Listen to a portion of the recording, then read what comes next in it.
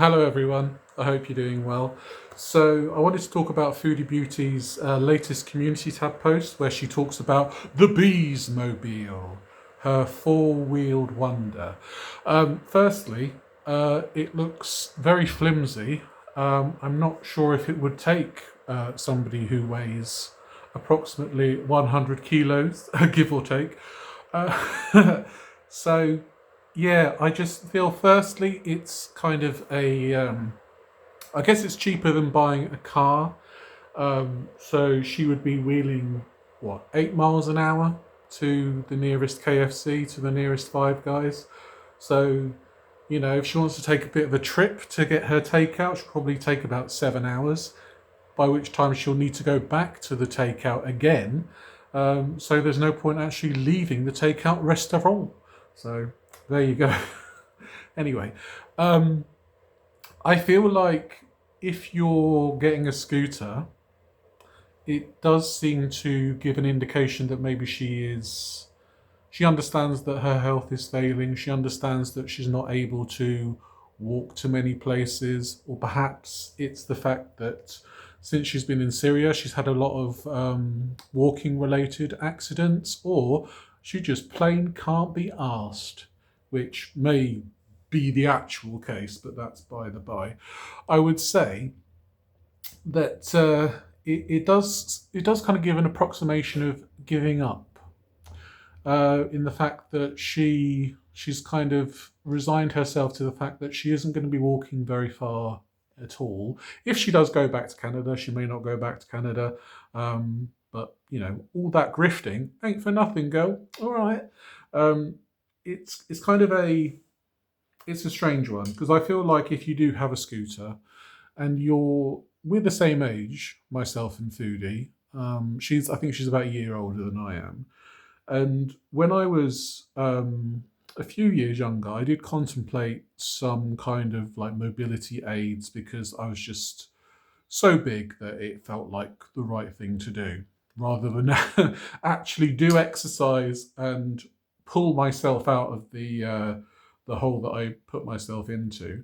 So it feels like that rather than putting in the work to actually get yourself to a better place health wise, Foodie's decided that she wants to just, get a scooter and be able to drive down the highway like this. And that would be a sight. I can tell you that. Um, it puts me in mind of a story. My granddad, he used to be a mechanic and an ironmonger, among other things. And he was about 60 odd years old and he bought himself a mobility scooter. And the best thing he did to it was soup it up so it would go 30 miles an hour. And he made an iron roof for the mobility scooter. And we used to see him driving about the town. And my nan was like, oh my God, I don't want to see that. I don't want to see that. Now, what I'm saying is, Foodie should get Exhibit to pimp her ride and have this amazing looking scooter with cup holders, burger holders, fry holders, get something dangling over the top like a chocolate bar so she goes faster, that kind of thing. So maybe it's actually going to be a good thing that Foodie has the scooter. Who knows? But in all seriousness, I feel like this is a sharp downward turn, um, because maybe are we positing this that maybe if she goes back to Canada, she won't be able to go back to Syria, or she won't be able to have the health to actually go on another 14-hour flight to get back to Syria. And that obviously, you may not get a direct flight to Damascus. You may have to get a flight to Lebanon, to Beirut maybe, and then drive from there. So you're having plane journeys, you're having car journeys. And I don't think Foodie's body's up to that anymore. So perhaps perhaps this scooter is kind of like a metaphor for declining health. Now, we all say this, and, she comes back strong as ox.